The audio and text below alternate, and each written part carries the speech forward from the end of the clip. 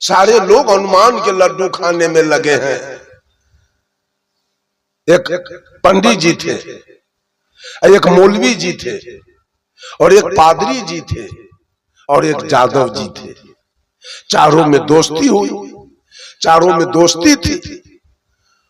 और एशिया का फेमस मेला बिहार में सोनपुर में लगता है, वो मेला लग गया था। चारों दोस्त कहीं घूम रहे थे, याद आया सोनपुर मेला लगा हुआ है, चले हम लोग जरा घूमने के लिए चले। उस समय कोई गाड़ी घोड़ा था नहीं, पांव पैदल चारों दोस्त चल दिए। गंगा के इस पार में कोल्हारा घाट है और गंगा के उस पार में हरिहर क्षेत्र है। गंगा के उस पार कोल्हारा घाट पहुंचते पहुंचते चारों दोस्त को 9 बज गया रात। चलते चलते चारों थक गए, भूख भी लग गई। पंडित जी ने कहा, देखो जी, सब लोग चलते चलते थक गया, भूख भी लगी है, आज हम लोग उस पार हरिहर क्षेत्र नहीं पहुंच पाएंगे। ऐसा करो, इसी कोनारा घाट में किसी मठ पर चला जाए, कुछ भोजन बनाया जाए, फिर भोजन पाया जाए, विश्राम किया जाए, और सवेरे हम लोग यहां से प्रस्थान करेंगे हरिहर क्षेत्र के लिए। कहा तो ठीक है, लेकिन पंडित जी ने कहा चावल बनेगा, दाल बनेगा, सब्जी बनेगी, पापड़ बनेगा, तिलौरी बनेगा, तो बड़ा समय लगेगा इतना चीज बनाने में। कब हम लोग, कब भोजन बनेगा, कब भोजन करेंगे, कब विश्राम करेंगे, और किस समय हरिहर क्षेत्र के लिए प्रस्थान करेंगे। इससे अच्छा है कि कोई ऐसा भोजन बनाओ कि कम समय में बन जाए। जादव जी झट से उठ के कह दिया, तो फिर तस्मई बना लिया जाए। तस्मई बनाने के बाद और कुछ बनाने की आवश्यकता नहीं पड़ेगी। कहा ठीक है, पंडित जी पास कर दिए और जादव जी से कहे कि जादव जी आप दूध खरीद के ले आइए। मौलवी साहब को कहा आप चावल, चीनी, किशमिश, मुनक्का, काजू आप खरीद के ले आइए। और पादरी जी को कहा आप जलावन पानी का इंतजाम कर दीजिए। तीनों गए सामान लाने, तब तक पंडित जी उस मठ को झाड़ू लेके और साफ सुथरा करके तैयार करके रखे। सारा सामान आया। पंडित जी ने कहा सुनिए, मैं जात में सबसे बड़ा हूं, मैं ब्राह्मण हूं, मैं ही भोजन बनाऊंगा, आप लोग बैठ जाइए। जादव जी, मौलवी जी, पादरी जी जाके बैठ गए और पंडित जी ने भोजन बनाना शुरू किया, तस्मई बनाना शुरू किया। तस्मई बन गया, एक ढक्कन से उसको ढक के और उतार के रख दिए पंडित जी। फिर जादव जी, मौलवी जी, पादरी जी से कहा कि आप तीनों थाली लेके बैठ जाइए, अब मैं आप लोगों को परस के खिला देता हूं, बाद में मैं भी खा लूंगा। मौलवी जी, पादरी जी और जादव जी थाली लेके बैठे और पंडित जी वो तस्मई वाला बर्तन उठा के लाए और उसका ढक्कन हटाए और करछुल भिराए तस्मई परसने के लिए सबको। तस्मई तो अभी गर्म था, उसका वाष्प जो निकला वो पंडित जी के नाक में स्पर्श हुआ। इतना गमक रहा था तस्मई, मत कहिए। वो गमक सुन करके पंडित जी के मन में लोभ हो गया। भला ई तस्मई जादव जी को, मौलवी जी को और पादरी जी को कैसे हम खिला दें? इतना बढ़िया तस्मई लगाते हैं कोई उपाय और सारा तस्मई हम ही खा जाएंगे। कहा सुन लीजिए, सब लोगों को एक एक करछुल मात्र तस्मई मिलेगा।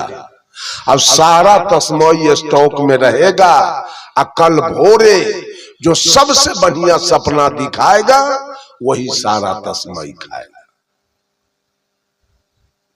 एक करछुल मिला पंडित मौलवी साहब को, एक करछुल मिला पादरी जी को, एक करछुल मिला जादव जी को। एक एक करछुल तस्मई खा करके तीनों चले गए बिछावन पर। पंडित जी भी एक एक करछुल खाए और सारा तस्मई ढक्कन से ढक के और रख दिया। चारों बिछावन पर चले गए।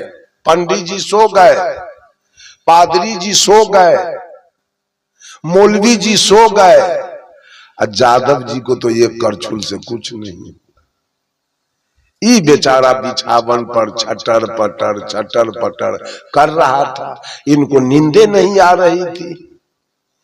जब छटर पटर करते 12 बज गया रात, जादव जी को नींद नहीं आई तो ये बेचारा 12 बजे रात में उठे, सीका पर से डेकची उतारा और सारा डेकची का तस्मई वृंदावन बिहारी लाल, सारा तस्मई जादव जी खा गए और खलिया डेकची को ढक्कन से ढक के और फिर रख दिया बगल में। 2:30-3 बजे भोर में पंडित जी जग गए। अब तो सपना दिखाना है और तस्मई खाना है। पंडित जी जगे और मौलवी को जगाए। मौलवी साहब आपका सपना कैसा है? तो मौलवी झूठ बोल रहा है, हम 5वां आसमान में अल्लाह के साथ सैर कर रहे थे। कहा वाह, तब तो लगता है तस्मई आपका हो गया।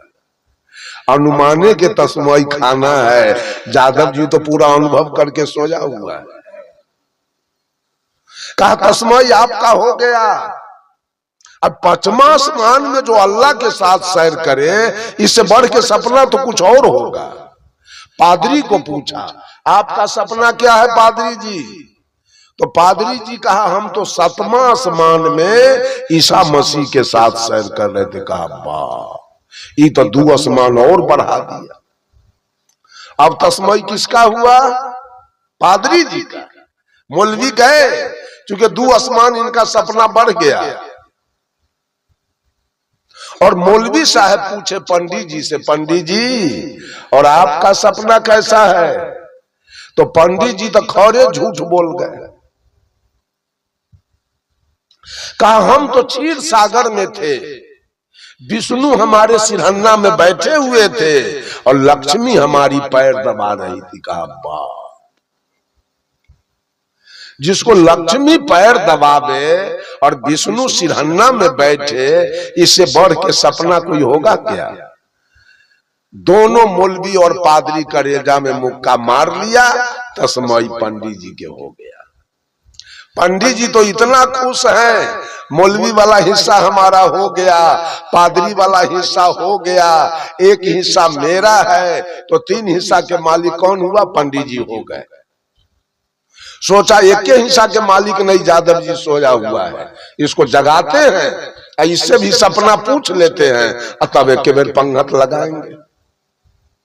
7 बज रहा है दिन और जादव जी फोंप काट रहे हैं। क्यों? तो 12 बजे रात में सोए किए। कहा ओ जादव जी उठिए, जगिए। जादव जी उठ के बिछावन पर बैठ गए। कहा सुनिए, मौलवी वाला हिस्सा हमारा हो गया, पादरी वाला हिस्सा हमारा हो गया और एक हिस्सा मेरा है, तो 3 हिस्सा के मालिक हम हो गए। एक ही हिस्सा ना आपका है? कहा जी। आप भी अपना सपना बताइए। जादव जी कहा पंडित जी हमारा सपना तो कहने लायक नहीं। कहा कुछ तो कहिए। कहा क्या कहें? आप सोए हुए थे, ये मौलवी सोया हुआ था, ये पादरी सोया हुआ था, हम भी सोए हुए थे। एक कड़ा कड़ा मोच वाला आदमी इतना मोट के लाठी लेके आया और हमको जगाया, है उठो। क्या करे पंडित जी, उसका मोच देखकर और लाठी देखकर डरे हम बिछावन पर उठ के बैठ गए। जब बैठ गए तो हमको कहता है जरा ऊपर से डेकची उतारो तो तस्मई वाला। क्या करें, उसके मोच के डर से, लाठी के डर से उस तस्मई को हम नीचे उतारे। तब हमको कहता है खाओ। हम कहा कि हम नहीं खाएंगे। हम 4 दोस्त हैं, एक पंडित जी हैं, एक मौलवी जी हैं, एक पादरी जी हैं, हम एक जादव जी हैं। चारों का हिस्सा है इसमें। अगर अकेले हम खा जाएंगे तो सवेर में मारपीट होगा, खून खराबी हो जाएगा, हम नहीं खाएंगे। कहा नहीं खाओगे? हम कहा कि नहीं। लाठी देख रहे हो, एक भी हड्डी हम तुम्हारा सीधा नहीं रहने देंगे। बोलो खाते हो कि लाठी चले? पंडित जी लाठी के डर से तस्मई खाना हम शुरू किए, पेट पर हमारा 1/4 में भर गया, लेकिन मोच के डर से, लाठी के डर से सारा तस्मई हमको खाना पड़ा। यही हमारा सपना है। पंडित जी का बट बेवकूफ कहां के। अरे जिस समय मोच वाला आया, लाठी वाला आया, उस समय हम लोगों को जगाना चाहिए ना तुमको। तो जादव जी कहे पंडित जी आप तो कमाल की बात करते हैं। ये मौलवी 5वां आसमान में था, आई पादरी 7वां आसमान में था, आप क्षीर सागर में थे। तो जगह ने हम 5वां आसमान जाते कि 7वां आसमान जाते कि क्षीर सागर जाते कि डंटा खाते कि खीर खाते। हनुमान के लड्डू खाते हैं। गए तीनों जहन्नम में। अनुमान लगाने वाले पंडित जी, मौलवी जी, पादरी जी तीनों गए जहन्नम में, और अनुभव करने वाला जादव जी सारा तस्मई खा के समाप्त कर दिया। ये संसार भगवान का अनुमान लगा रहा है। भगवान पूरब में है, भगवान पश्चिम में है, भगवान ने दुनिया को बनाया है, भगवान हिंदू है, भगवान मुसलमान है, भगवान सिख है, भगवान ईसाई है, भगवान मंदिर में रहता है, भगवान मस्जिद में रहता है, भगवान गिरजा में रहता है, भगवान गुरुद्वारा में रहता है। वहां नहीं, भगवान घट घट में रहता है। और जब तक वो भगवान की सत्ता इस घट में है, तभी तक ये आंखें दुनिया को देख रही है, कान दुनिया की बातों को सुन रहा है, नाक सुगंध दुर्गंध ले रहा है, मुंह बोल रहा है, खा रहा है, त्वचा स्पर्श कर रहा है। जिस दिन भगवान की सत्ता इस काया से आउट होगी, उसी दिन ये शरीर डेड बॉडी होगा और श्मशान में जाकर जल के रहा। अनुभव की बात, सदगुरु कबीर अनुभव की बात करते थे। कबीर अनुमान की बात कभी नहीं करते। ये सारा संसार अनुमानवादी है, सारे लोग अनुमान लगाने में लगे हैं। और दूसरे लोग, बहुत सारे लोग से पूछा जाए इस मिट्टी का पूजा क्यों करते हैं, इस मिट्टी के सामने बकरा क्यों कटवाते हैं, मछली क्यों खाते हैं,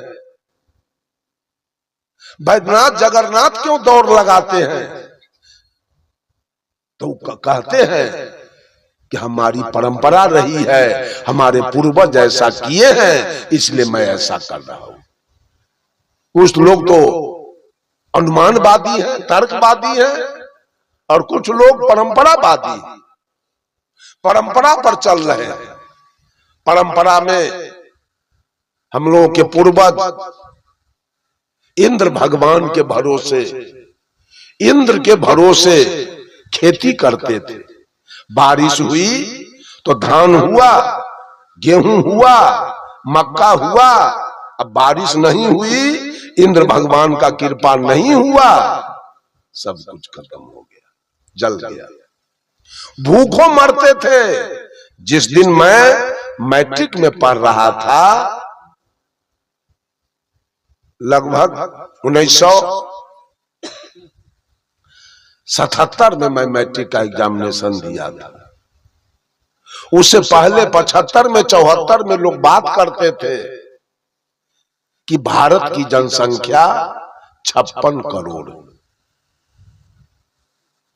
उस दिन खाने के बिना कितने लोग मर जाते थे, अखबार में निकलता था, भूख से कितना लोग मर गया।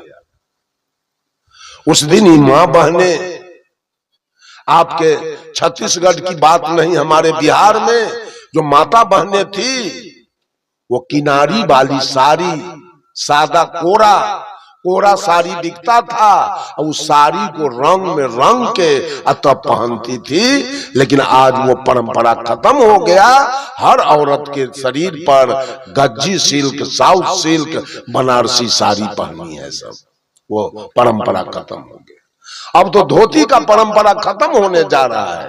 सारे लोगों के इसी में देख लीजिए ना, कितने लोगों के देह पर धोती है। तो धोती का परंपरा धीरे धीरे खत्म हो रहा है। फुल पैंट का परंपरा, लड़कियां सभी परंपरा खत्म कर दिया। एक एक लड़कियां जींस पैंट पहनती है, वो परंपरा सलवार फराक और कुर्ती वाला परंपरा खत्म हो रहा है। हमारे पूर्वज बैल से खेती करते थे, आज ट्रैक्टर निकल गया, वो परंपरा खत्म हो गया। बैल से गेहूं दौनी करते थे, आज परंपरा ध्वस्त हुआ, आज थ्रेशर से दौनी हो रहा है। पहले के जमाने में हमारे देश में मीटर गेज रेलगाड़ी चलती थी, कोयला पानी पर खटर खटर करते धीरे धीरे।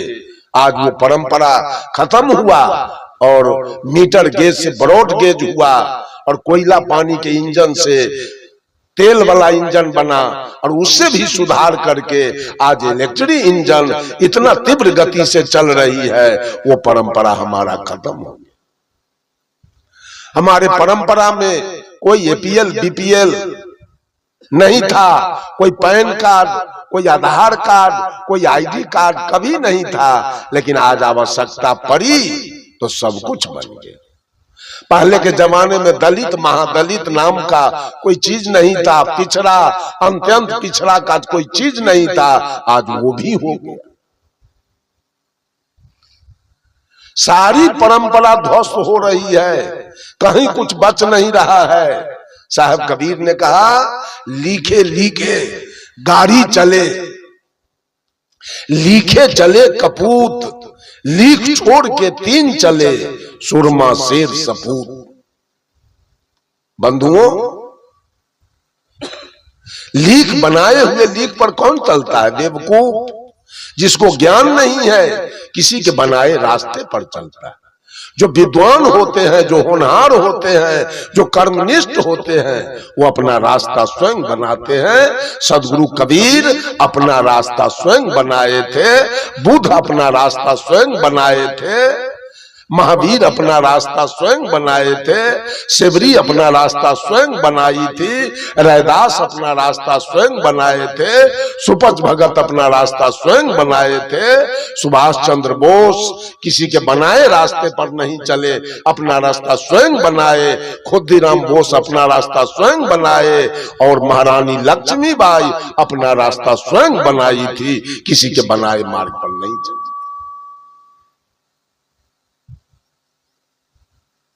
कभी भी परंपरा पर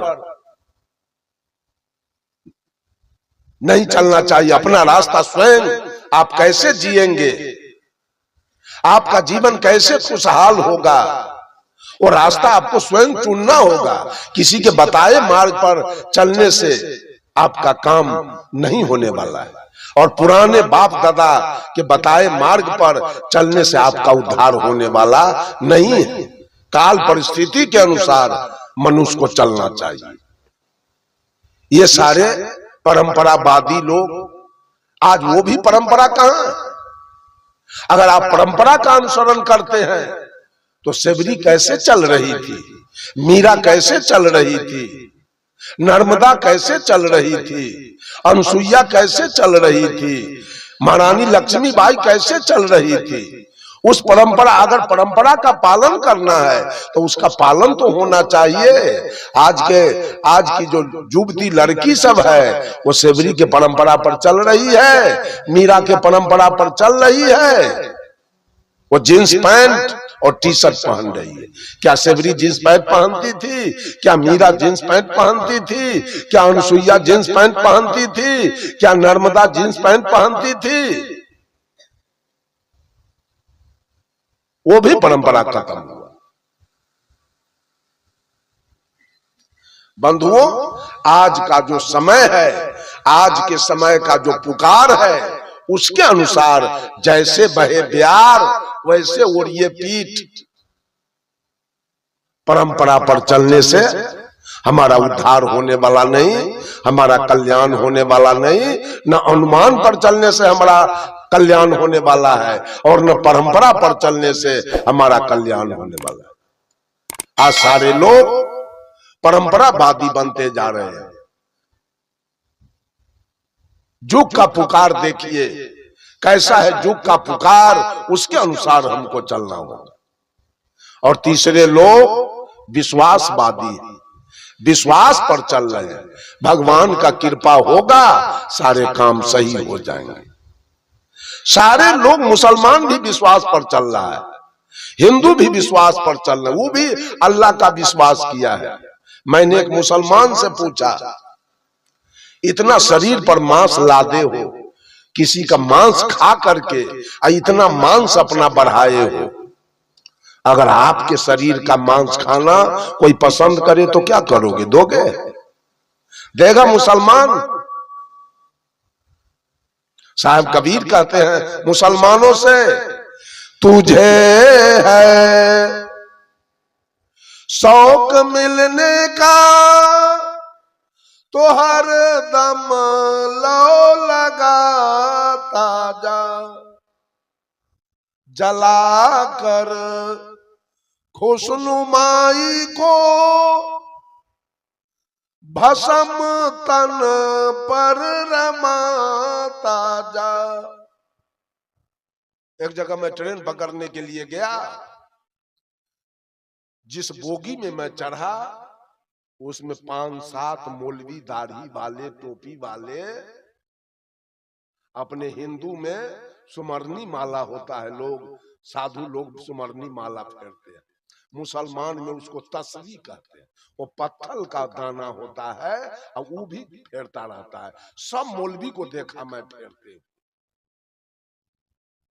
मैं उसी जगह बैठ गया। मैं कि सुनिए मौलवी साहब, आप लोगों का घर कहाँ पड़ता है? तो बताया अररिया जिला। अररिया जिला में 50% मुसलमान है। इधर कहाँ आए थे? समस्तीपुर एक रिश्तेदारी में आए थे। हम कहा कि साहब कबीर का एक भजन है, वो उर्दू में है, हमको उसका अर्थ नहीं आता है, जरा हम गाते हैं, आप लोग बता दीजिएगा। ये जो हम गा के उसको सुनाए, सब अपना अपना तस्वीर जेबी में रख लिया, चुप, कोई जवाब हमको नहीं दिया मुसलमान। साहब कबीर कहते हैं, पकड़ कर इश्क की झाड़ू सफा कर हुज्र ये दिल को, सफा कर हुज्र ये दिल को, दुई की धूल को लेकर, दुई की धूल को लेकर मुसल्ले पर उड़ाता जा। दूसरे कड़ी में कहते हैं, तोड़ कर फेंक दे तस्वीर, किताबें डाल पानी में, किताबें डाल पानी में, तोड़ कर। साहब कबीर कहते हैं, मुसलमानों तेरे दिल में दया नहीं है, गाय काट के खाते हो, भैंस काट के खाते हो, ऊंट काटते हो, दुम्मा काटते हो, बकरा काटते हो, मुर्गी काटते हो। ये तस्वीर फरने से क्या हो जाएगा? इसको तोड़ के फेंक। तोड़ कर फेंक दे तस्वीर, किताबें डाल पानी में, और कुरान को पानी में फेंक दे, इसलिए कि तुम्हारे अंदर दया नहीं। तोड़ कर फेंक दे तस्वीर, किताबें डाल पानी में, किताबें डाल पानी में, मुताले जो किया कुछ है उसे दिल से भुलाता जा। अगर है शौक मिलने का तो हर दम लो लगाता जा। तीसरे कड़ी में कहते हैं न रख रोजा न मर भूखा न जा मस्जिद न कर सिजदा न जा मस्जिद न कर सिजदा।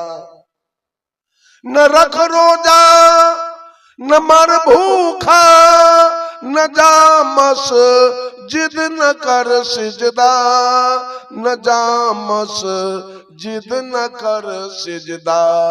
बजू का तोड़ कर कूदा बजू का तोड़ कर कूदा शराबे शौक पीता जा। तुझे है शौक मिलने का तो हर दम लो लगाता जा। अंत में सदगुरु कबीर कहते न हो मुल्ला न बन ब्राह्मण दुई की तर्क का झगड़ा दुई की तर्क का झगड़ा। न हो मुल्ला न बन ब्राह्मण दुई की तर्क का झगड़ा दुई की तर्क का झगड़ा। हुक्म ना माँ कलंदर का हुक्म ना माँ कलंदर का अनहलक तू सुनाता जा। अगर है शौक मिलने का तो हर दम लो लगाता जा। बंधुओं, मुसलमान अपना तरफ खींचा है, हिंदू अपना तरफ खींचा है, सिख अपना तरफ खींचा है और ईसाई अपने तरफ खींचा है। और सदगुरु कबीर ने मध्य की बात किया। सबसे अलग हटकर अब पूरा बीजक ग्रंथ उलट के देखे, कहीं अनुमान की बात नहीं, कहीं अंधश्रद्धा की बात नहीं, कहीं कोई चमत्कार की बात नहीं, कहीं कोई विश्वास की बात नहीं। मैं तो कोई ग्रंथ हाथ में लेता हूं, एक बात विश्वास का देखता हूं, उसमें मैं पढ़ना छोड़ देता हूं, फिर मैं पढ़ नहीं सकता हूं उसको। मैं पढ़ता हूं विचार की बात।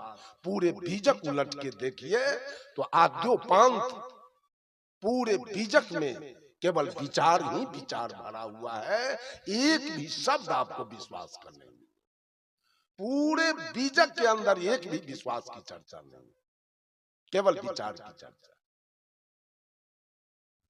साहब कबीर कहते हैं करहु विचार के सब दुख जाई परिहरि केरा झूठ सगाई। एक मनुष्य के अंदर केवल विचार आ जाए तो जिसके अंदर विचार आ गया वो मांस खाएगा क्या, मछली खाएगा, तारी दारू पिएगा, गांजा भांग पिएगा, बीड़ी सिगरेट पिएगा, माता पिता की अवज्ञा करेगा, भाई से बेईमानी करेगा, वो दूध में पानी मिलाएगा, आटा में चोकर मिलाएगा, घी में डलडा मिलाएगा, चावल में कंकर मिलाएगा, कुछ करेगा। एक विचार के बिना साहब कबीर ने कहा था अरे आत्म ज्ञान बिना सब सोना, क्या मथुरा क्या काशी रे, जैसे मिर्गाना भी कस्तूरी, बन बन फिरत उदासी रे, मोहे सुनी सुनिया बत हासी, पानी में मीन पियासी रे, मोहे सुनी सुनिया बत हासी। पानी में मीन पियासी, कैसी बात है ये? सुन के कैसा लगा? पानी में मीन पियासी, सही लगा कि गलत? पानी में मछली प्यासे मर सकती है, लेकिन साहब कबीर कहते हैं पानी में रह के मछली प्यासे मर रही है। क्यों? कि परमात्मा की सत्ता घट में आप दौड़ लगा रहे हैं मंदिर में। प्यासे मर रहे हैं कि नहीं? मर रहे हैं ना प्यासे। अब मछली पानी में हो अब प्यासे मरे, परमात्मा घट में हो आज जिंदगी भर घूमते रहे परमात्मा के खोज में, तो उससे कम दाबी है आपका मछली से। एक आत्मज्ञान के बिना सारी सृष्टि जल रही है। कहीं अनाचार, कदाचार, बेविचार, बलात्कार, भ्रष्टाचार, नरसंहार। एक आत्मज्ञान के बिना यह धरती जल रही है। जिस दिन मनुष्य को आत्मज्ञान केवल हो गया, ये धरती स्वर्ग बन जाएगा, यही धरती सतलोक हो जाएगा। जाने की जरूरी नहीं पड़ेगी, आत्मज्ञान तो हो जाए। है आत्मज्ञान, मनुष्य के पास है आत्मज्ञान। ये मंदिर का दौर लगा रहा है, ये मस्जिद का दौर लगा रहा है, गिरजा का दौर लगा रहा है, अपने से बना लिया है और अपना दौर लगा रहा है। वहां जाके इबादत, अगर नमाज अदा करना सही है तो सारे हिंदू को नरक होगा। अगर नमाज इस्लाम सही है तो हिंदू को कोई उपाय होगा क्या? अगर हिंदू धर्म सही है तो मुसलमान को कोई उपाय है क्या? अगर सिख धर्म सही है तो ईसाई तो नरक जाएंगे, अगर ईसाई धर्म सही है तो सिख सब नरक जाएगा। कौन धर्म सही है चारों में से? कहीं सही दिखाई दे रहा है? सब इसी धरती पर पल रहा है। सबके पास बेटा बेटी है, सबके पास घर द्वार है, सबके पास जमीन जायदाद है, सबके पास बिजनेस व्यापार है, सबके पास नौकरी चाकरी है ना? साहब कबीर इसीलिए कहते हैं पछा पछी के कारणे सब जग रहा भुलान, निरपक्ष होके जो भजे सो ही संत सुजान। एकदम निरपक्ष हो जाइए, कोई पक्ष में मत जाइए, वो पक्ष झूठा है, पक्ष झूठा है, निरपक्ष हो जाइए। और कहा साहब कहते हैं सब काहू का लीजिए साचा शब्द निहार, पक्षपात मत कीजिए कहीं कबीर विचार।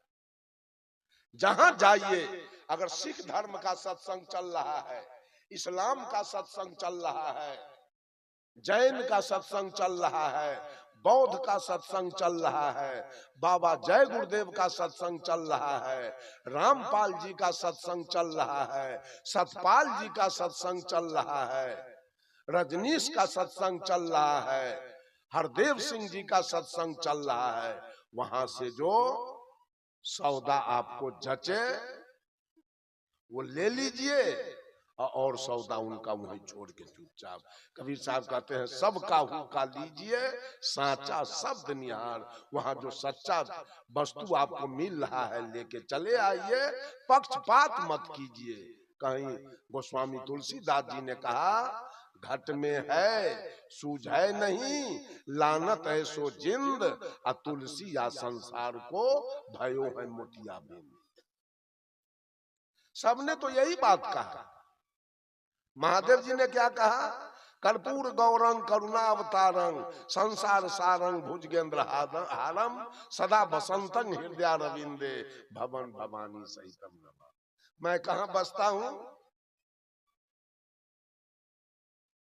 सब हमको गाली देता है मोबाइल पर, कौन नजायज बात हम बोलते हैं?